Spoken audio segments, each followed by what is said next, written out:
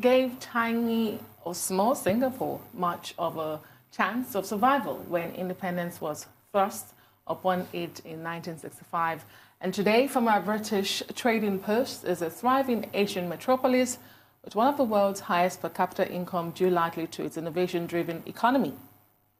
All right, Singapore has positioned itself as an ecosystem, where the Singaporean government is taking the sandbox approach to allow innovators, universities, and companies work together to develop trials, new products, and ideas for the region.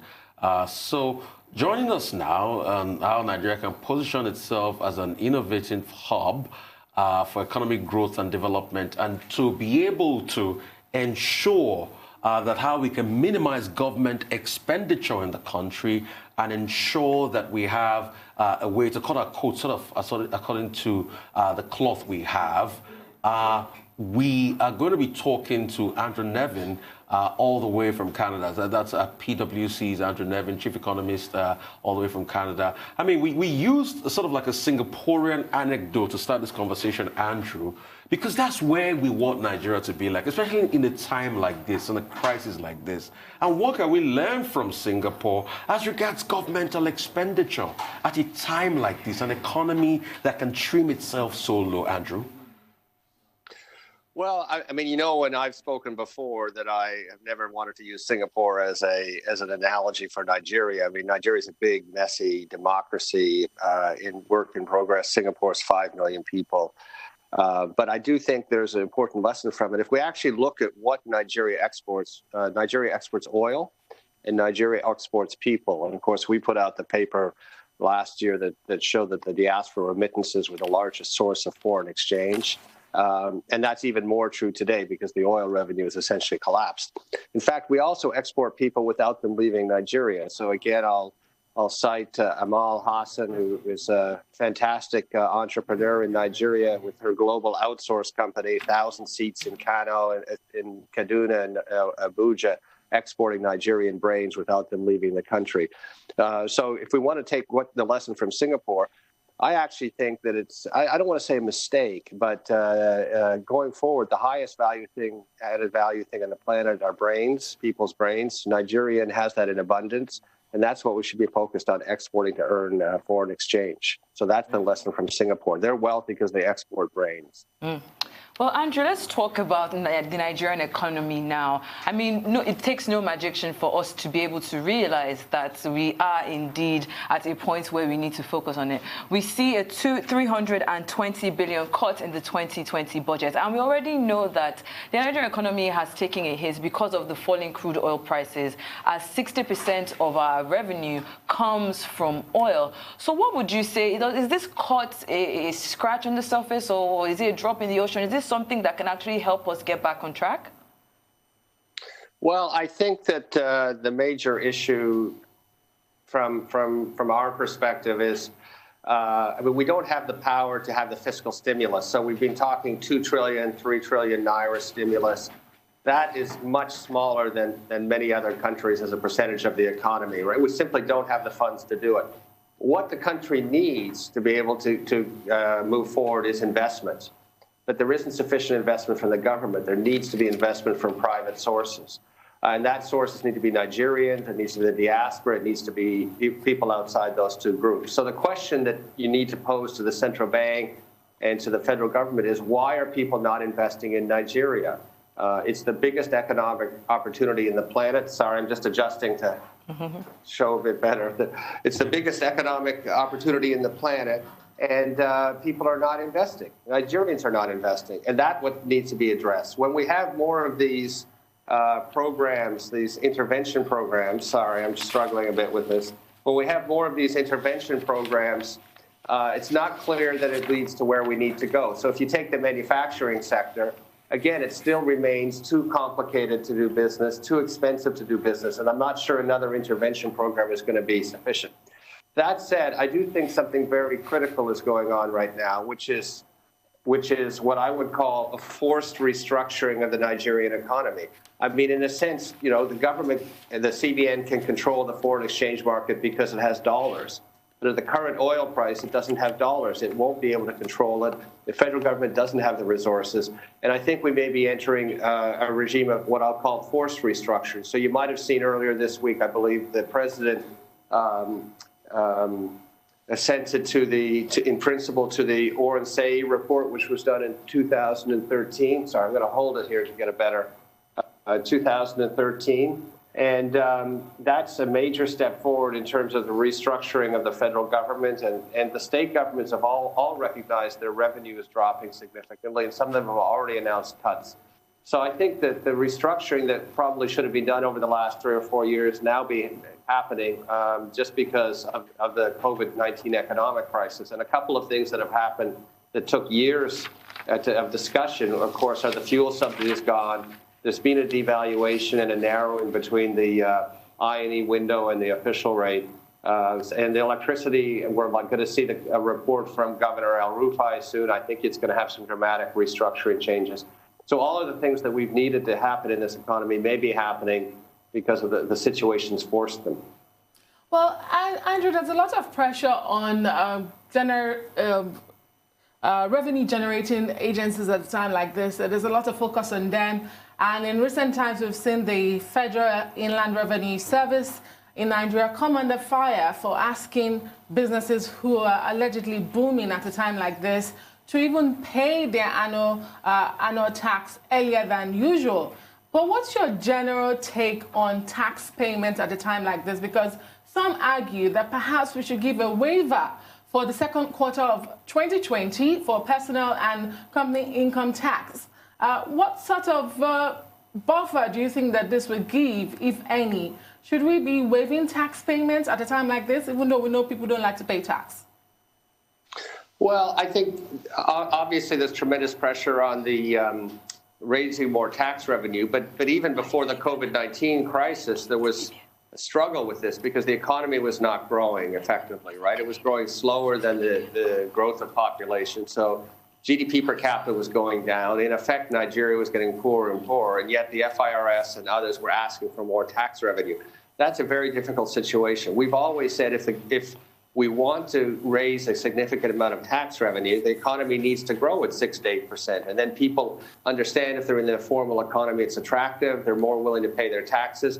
The problem right now is we have low tax morale, as PwC has said many times, my colleague Taiwo, because there's the perception that the taxes that are paid are not used well, the cost of governance, the stories we read in the press. So I think it's very difficult to come into this economic period where just to put some numbers on it, the federal government itself has said that the economy is going to shrink 3.5% this year. PwC has not made a projection. We put out a guess that it may shrink anywhere from 5 to 10%. So these are extraordinarily difficult economic times. So to be trying to raise tax revenue in those times is very hard. And of course, most other countries where they can have been giving a tax breaks, fiscal stimulus. And, to the extent that it's possible, Nigeria needs to do that too. But to try to raise taxes in the face of an economic contraction that's effectively a depression is going to be very, very difficult and possibly counterproductive. All right, Andrew, just to put it into perspective, government revenue has taken a big beating. It used to be around 50 billion thereabout. Now it's plummeted to about 30 billion. How can we push this up again and looking at alternatives, non-oil alternatives? That's the first question. Second question, the Treasury bills is taking a 5-year low right about now. Even government bonds are not doing well. Where should we be looking at? Where will probably be a silver bullet apart from this economic restructuring that is happening by itself now? Well, I mean, the economic restructuring is one of the silver bullets, right? So if it becomes easier to do business, I mean, particularly some sort of decentralization. And we've seen over the last 3 or 4 years, many governors realizing they need to take responsibility for their own economies. They started to make progress. I think more and more governors will do that. I'll cite Governor El-Rufai. Obviously, Lagos has moved forward. Edo State has moved forward. Governor Makinda in Oyo State. So this is happening, right? And that's the only thing that's going to help is it's a growth at subnational, inclusive growth at a subnational level. But I'll come back to what I said earlier. We are putting out the narrative that says Nigeria's biggest export is people, and that's what we should be exporting. Why would we try to go through low-end manufacturing to export, middle-end manufacturing, not as high value added as people, and we can export people without them leaving Nigeria. So, as I said, I talked about Amal Hassan and Outsource Global, but we have other examples. People like Microsoft and Google are doing development in Nigeria. That's effectively exporting Nigerian grain. So that's where we should be focused on. But none of this is going to work unless there's investment in the country, and people need to invest. And it's still too complex and too costly. So when you look at the reaction to CBN, I really appreciate the quality of the CBN and its professionalism. But as we've multiplied these intervention programs, it hasn't necessarily made it easier to do business, which was the goal of PEBEC. It's made it more complex because people now have to spend time trying to tap into these programs on that. So rather than focus on the fundamentals to get interest rates down, they focus on being able to access these programs which have limited funds. But in terms of the low interest rates, obviously it's an advantage to us that the government of Nigeria bonds reduce in interest rates. That's happened dramatically over the past number of months, as you said. But part of the issue is it's because we've created this distortion with the OMO program, open market operations of the central bank, where those bonds are paying much higher rate of interest, but Nigerians, particularly the pension funds, are not permitted to buy them. So that's a distortion that needs to be addressed sometime in the next few months. Well, Andrew, we do have a few seconds till we go on a break, but I would like to talk. Okay, we're going to go on that break, and when we come back, I want to talk to you about your suggestion to focus on the manufacturing sector. You're still watching the morning show here on Arise News. Join us again.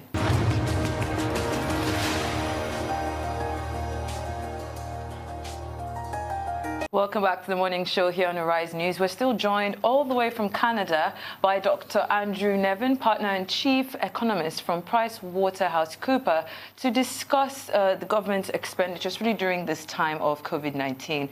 Now, before the break, I was going to ask you this. You believe, in an interview you did recently, you said the federal government needs to provide more economic stimulus to manufacturers in order to cushion adverse effects of COVID-19. Now, only just yesterday, we did see the central bank governor, Godwin Emefiele, have a meeting with about 100 stakeholders in investments, in trade, as well as in industry. Is this the line to toe? I mean, they did come out to say that they were going to be giving out a 1 trillion naira ballot package. So are we towing the right line here in accordance to your suggestion? Well, I think that when we put that out, it was some immediately palliative help for industries. But again, to put this in perspective, we have a 150 trillion naira economy. Other countries are putting in stimulus packages anywhere from 10 to 25% of GDP.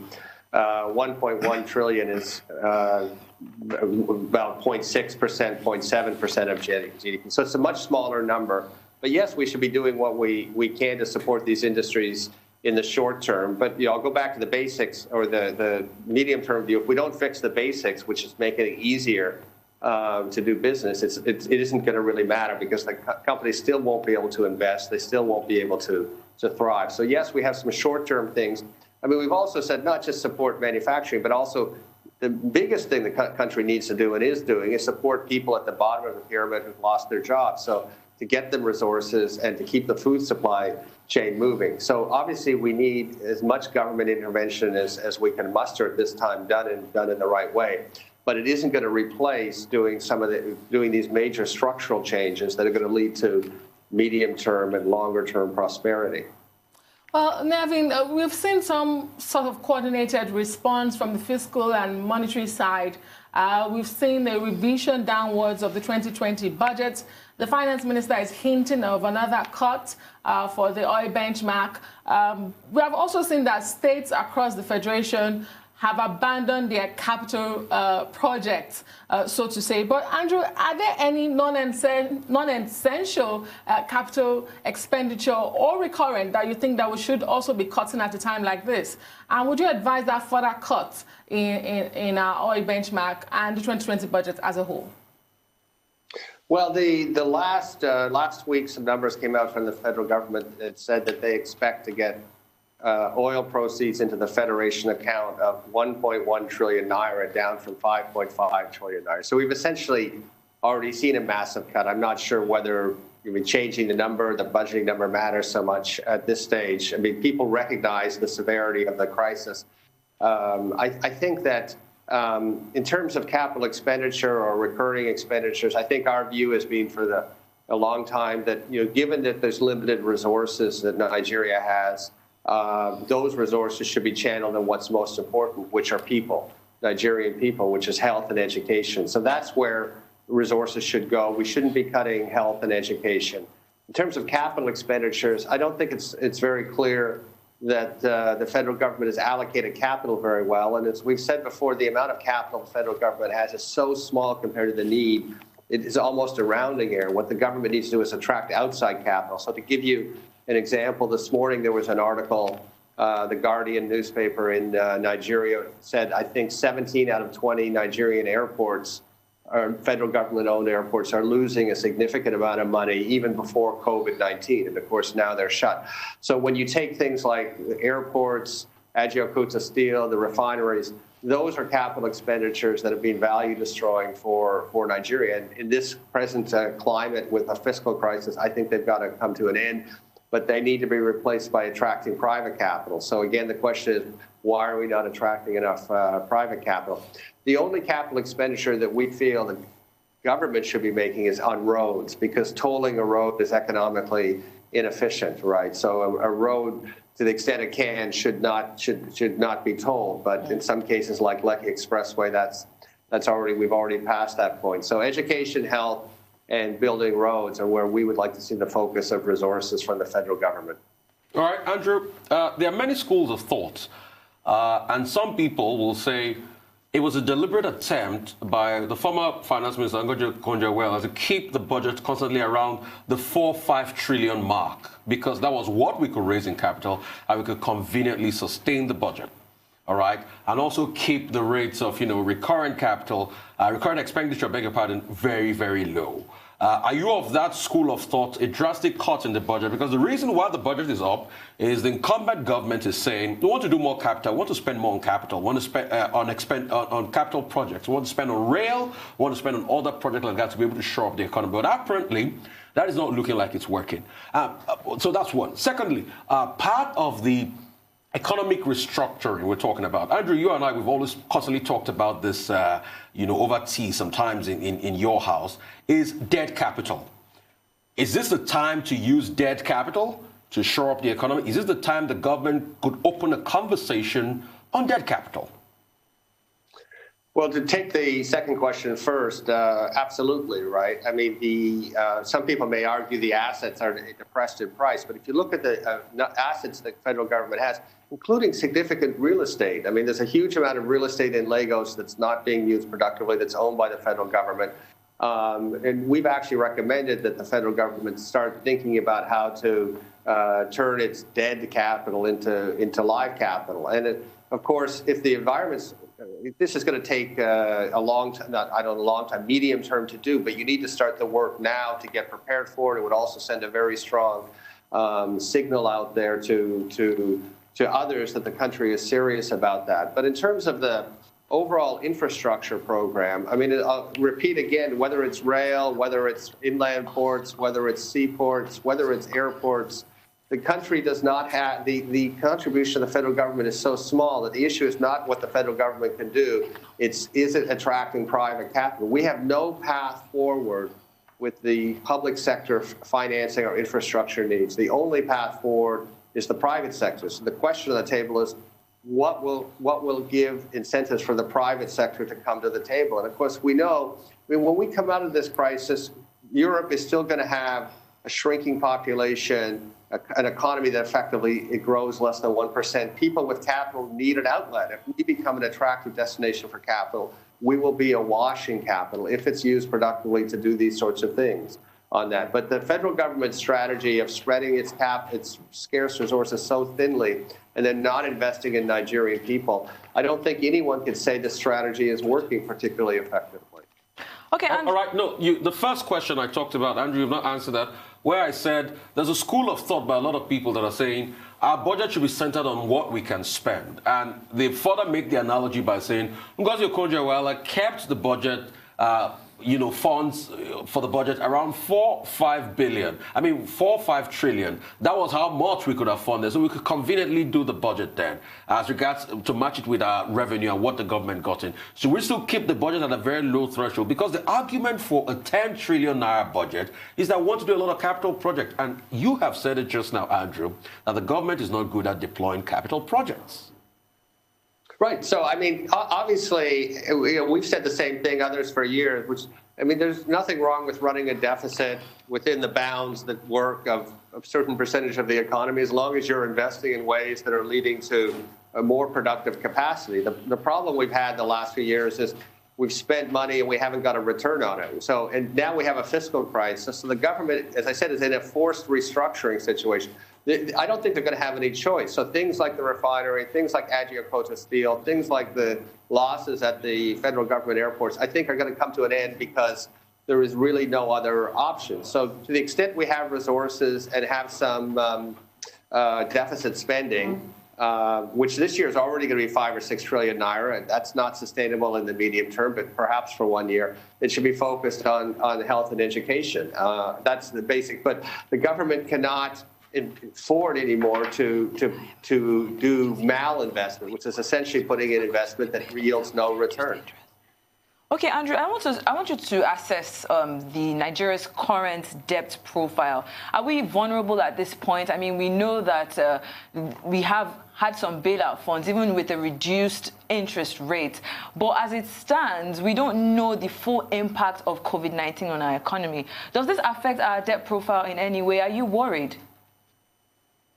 Well, I mean, the entire world is in an unprecedented economic crisis. So to some extent, the rules that we've worked with no longer apply. I mean, you're going to have the UK economy is projected by the UK government to shrink 14%, maybe 30% this quarter. I mean, these are extraordinary numbers. So we're not in any different position than that.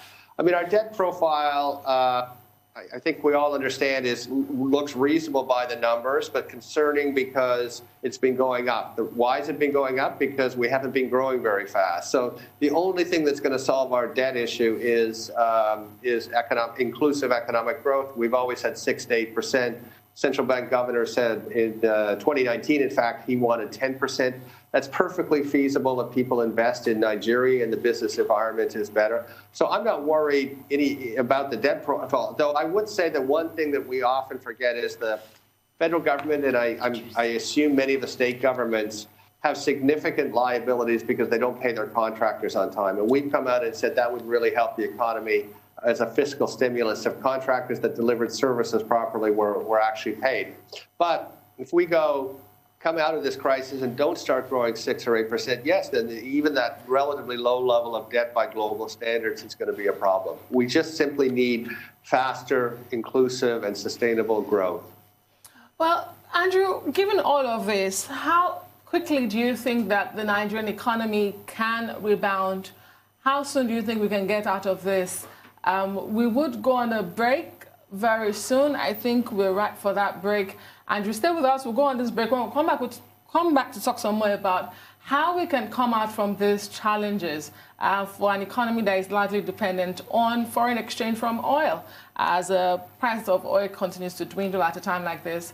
Stay with us. You're still watching The Morning Show here on Arise News.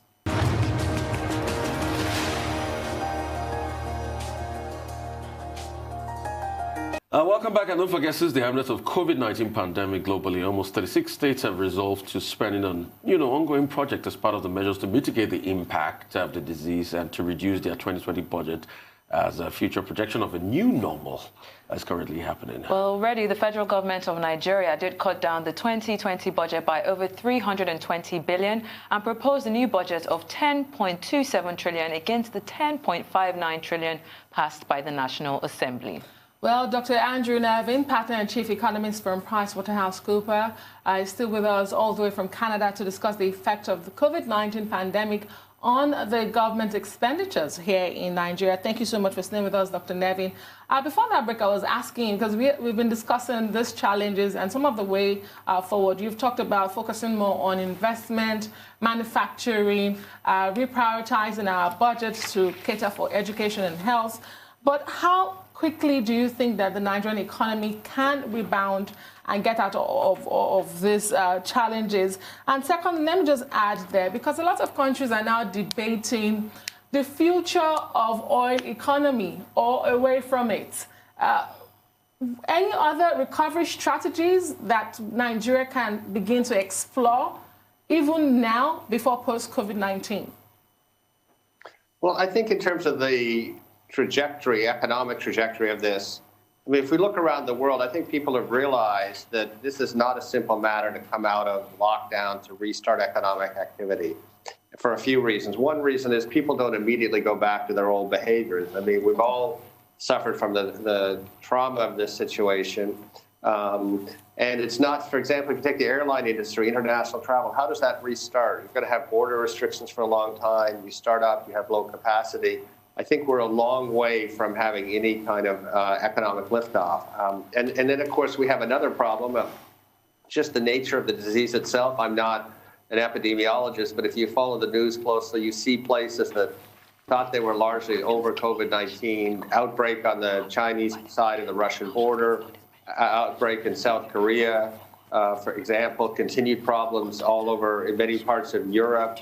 The United States is experimenting with reducing lockdowns. So it's not a simple matter to come out. So I think rather than give a timetable, I think we need to be prepared for a whole range of economic outcomes and build in some resiliency into this, because we just don't know. But I also think I'm in the school of thought that says we are going to a new normal.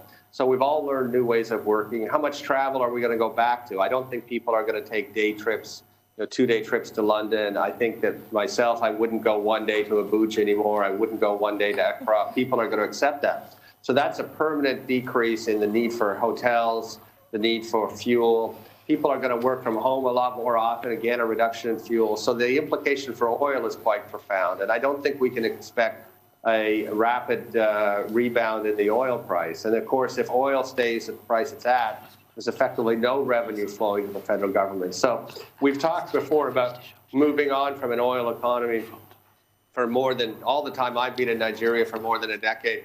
Now moving on from an oil economy is effectively going to be forced onto Nigeria and other oil producers. You might have read, those who read the news carefully might have seen this morning, Saudi Arabia basically slashed its budget, raised taxes.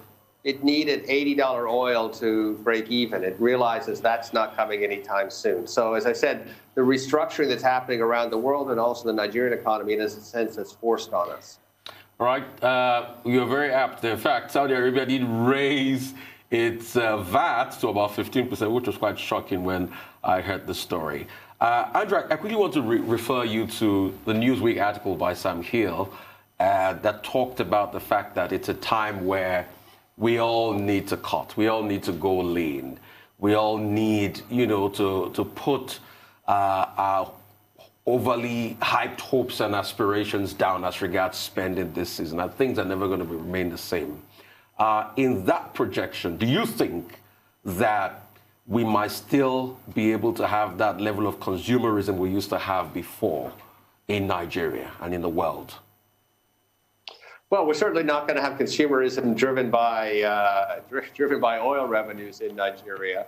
I think globally, I think it's going to be a very interesting question whether young people in particular come out and reject some of the consumerist values on that and to change in the way they think about the world. And there's a permanent reduction in demand for many, many goods and services, luxury goods, for example. I think that's a very interesting question. I think in Nigeria, people are going to be forced or have been forced because of the poor economy to cut budgets. Obviously, they're going to be slashing personal budgets in this. I think coming out of this, people are going to be cautious in their spending. But again, I think that for Nigeria, what's the choice? We need to focus on investing the resources we have, both public and private, in Nigerian people, so health and education primarily. As I said, I think investing in people is a very good economic return because people are Nigeria's best export. But I do think we're going to come out of this with very subdued thinking about the world economy. And I think in developed nations, we're going to realize what this traditional notion of economic growth is not really making people better off. But we're in a different situation. We still need to lift people out of poverty. We still need to build infrastructure. We still need to build out the power sector, agricultural value chains. But I hope there's a reorientation from consumption into productive investment. If we go back to the period when oil was $100 in Nigeria, if we're really honest with ourselves, effectively none of that was invested in productive capacity. So that when the oil price dropped from $100 to $50 or $60, $40, and then came up a bit in 2016, 2017, we were in a very difficult situation. We can't go through that again. The resources we have to be invested for the future. All right, Andrew, real quickly, you keep saying human beings and people are our greatest assets. And when you talk about that, you talk about the remittance money, but that money has plummeted. The normal 25 billion cash pot we used to have in remittance money, it's plummeted because the factories are not opening in Europe, and most of the people sending back money back home, they're working in factories in Europe and America. Take, for instance, a country like Senegal, that about 2% of its GDP was remittances. The money has been greatly slashed, and Senegal is wondering how they're going to do it. I don't know what the numbers will be when they come out as regards Nigeria, but people, because of this economic compass, might not be our greatest asset again. The remittance money might not come in again. Then what do we do? Well, to begin with, if you think of three sources of foreign exchange, so you think oil money going from the revenue to the federal government is effectively at today's oil price going to zero. So it's to reduce by 100%. The foreign exchange coming in from foreign direct investment is going to zero. Why? Because people aren't able to come and sign deals and look at opportunities. The World Bank projects that the remittances this year will fall by 25%. So we have two of our three sources of foreign exchange falling by 100%, and we have one falling by 25%. So the diaspora is doing relatively, better, or that remittance, than the other foreign exchange sectors. But I'll go back to the point I made earlier. We can export people without them physically leaving Nigeria. So I've cited a number of examples on that. That is a very good strategy for Nigeria because we have people, very talented people, and yet our physical infrastructure is not that good. So is it easier to export people's brains or easier to export physical goods? I think it's easier to export people's brains. And if you go back to another economy that's done very well the last 30 years, India, coming from a very low level, in the 90s, it started to export Indian brains without them leaving India. And I think that has to be almost our number one pillar. Well, that's a good place to leave it. Dr. Andrew Nevin, thank you so much for joining the show from Canada. We do know we kept you very up early today, but thank you. Much appreciated.